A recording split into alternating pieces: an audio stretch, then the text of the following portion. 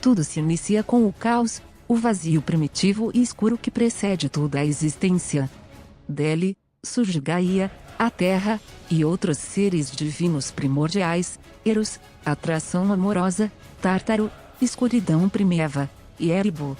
Sem intermédio masculino, Gaia deu à luz Urano, que então a fertilizou.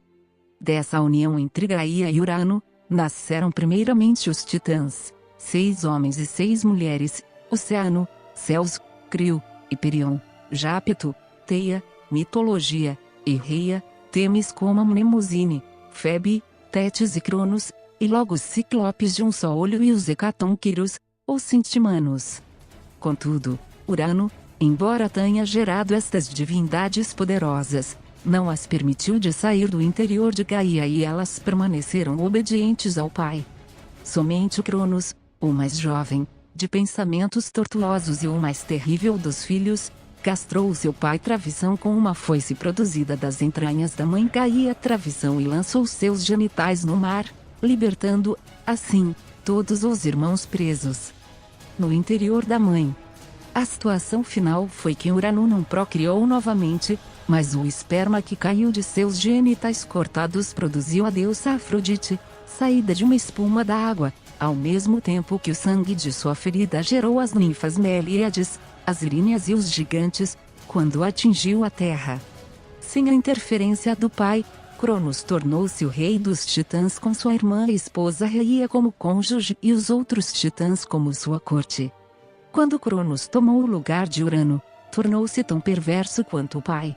Com sua irmã Reia, procriou os primeiros deuses olímpicos, Hestia, Deméter, Hera, Hades, Poseidon e Zeus, mas logo os devorou enquanto nasciam, pelo medo de que um deles o destronasse. Mas Zeus, o filho mais novo, com a ajuda da mãe, conseguiu escapar do destino.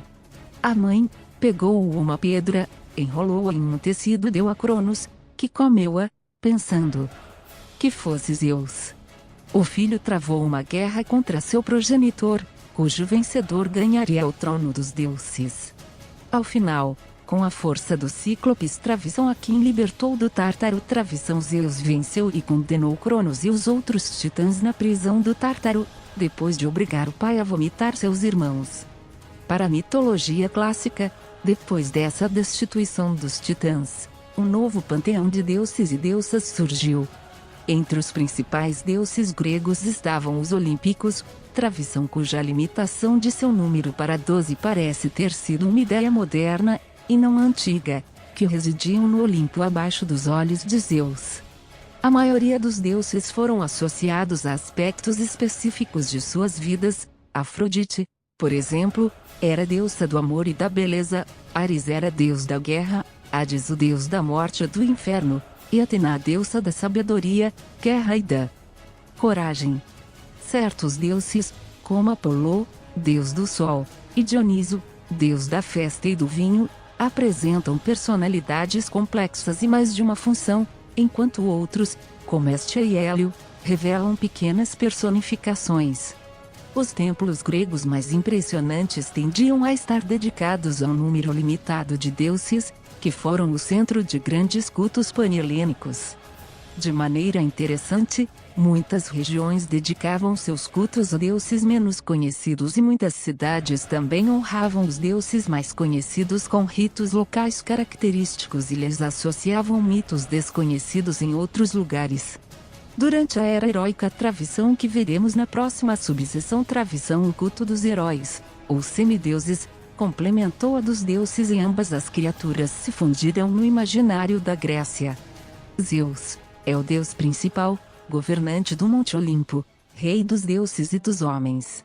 Era o senhor do céu e o deus da chuva, aquele que tinha o terrível poder do relâmpago. A tempestade representava a sua fúria. Sua arma era o raio e sua águia, animal em que costumava se transformar. Zeus era um tanto mulherengo e teve diversas esposas e casos com deusas, ninfas e humanas, tendo vários filhos semideuses, entre eles, Hércules e Perseu. Hera, mulher de Zeus e rainha do Olimpo, era a deusa do matrimônio, do parto e da família. Extremamente ciumenta, é vingativa com as amantes do marido e com os filhos de Zeus que elas geram. Íris, a deusa do arco-íris, era a servente mensageira de Hera, e o pavão, a sua ave favorita. Poseidon, o irmão mais velho de Zeus e Hades, é Poseidon, o deus do oceano. Morava em seu palácio no fundo do mar, junto à sua esposa Anfitrite. Com o movimento de seu tridente, causa terremotos e tsunamis, por isso os navegantes sempre rezavam para esse deus pedindo águas tranquilas e que lhes protegessem dos monstros marinhos, que eram as baleias. Afrodite, deusa do amor, da beleza e do sexo, Afrodite é a mais bela das deusas. Sua presença causou tumulto no Olimpo, pois os deuses começaram a brigar para conquistá-la, inclusive Zeus. Temendo que o ciúme pusesse fim à paz que reinava entre eles, Zeus a casou com Hefesto, o mais decidido e tranquilo dos deuses, e também como forma de agradecê-lo por ter forjado os raios. Hefesto lhe construiu um cinto mágico de ouro, o cestus, que tinha o poder de inspirar o amor. Mas Afrodite não gostou muito da ideia de casar com o feio Hefesto e o traía com o bruto e musculoso Ares, com o qual ela teve alguns filhos, o Cupido era um deles. Suas aves favoritas eram os pombos e os cisnes, e a rosa era a flor a ela dedicada. Ares, o terrível deus da guerra, é outro filho de Zeus e Hera.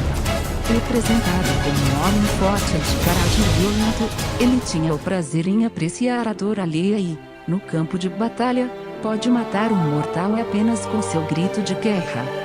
Quando estão perto dele, as pessoas sentem raiva e vontade de bater uma nas outras. Hefesto, também filho de Zeus e Hera, Hefesto era o arquiteto, o forjador, construtor de todas as obras do Olimpo. Foi ele que, com a ajuda dos ciclopes, forjou o raio de seu pai Zeus, e os gregos antigos acreditavam que as erupções vulcânicas eram causadas por este deus, que forjava no interior das montanhas. Hefesto nasceu tão feio que foi jogado pelo rei Hera, do alto do Monte Olimpo. Toniso era o deus do vinho, pois possuía os conhecimentos e segredos do plantio e colheita da uva. Possuía também os segredos da produção do vinho. Era também associado às festas e atividades relacionadas ao prazer material. Era filho de Zeus, deus dos deuses, com a princesa Semele. Apolo era o deus da luz e do sol. Na verdade, os gregos acreditavam que ele era o próprio sol. Também era o deus da música, poesia e da arte de atirar com o arco. Assim como sua irmã, era muito habilidoso com arco e flecha, e tocava belas melodias em sua lira. Com poucos dias de vida, lutou contra a enorme serpente Piton e a matou com suas flechas. Ártemis se tornou a deusa da vida selvagem e da caça. Seus cabelos eram negros e tinha olhos escuros, ao contrário de Apolo, ela era a deusa da noite imparada. Como era uma caçadora, desprezava a companhia de homens, prometendo ser eternamente virgem. Possuía um arco e flecha como os de Apolo, só que prateados. Atena é a deusa da sabedoria, imbatível na terra, e mesmo Ares lhe era páreo, pois, influente. Este só prezava a guerra violenta e sanguinária. Atena era extremamente estratégica. Filha de Zeus com a primeira mulher dele, Metis. Hermes, filho de Zeus com a deusa Maia.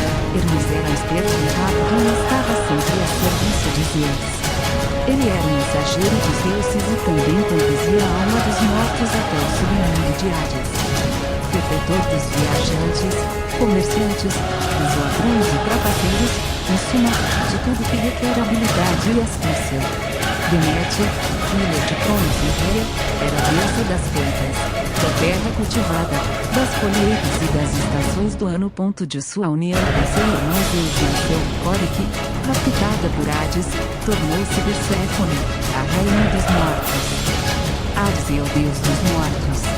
Não tinha assento no Olimpo porque preferia passar a maior parte do seu tempo no reino subterrâneo, o mundo dos mortos. Assim como Zeus tem o raio em Poseidon prudente, Hades possui um capacete que o deixa invisível.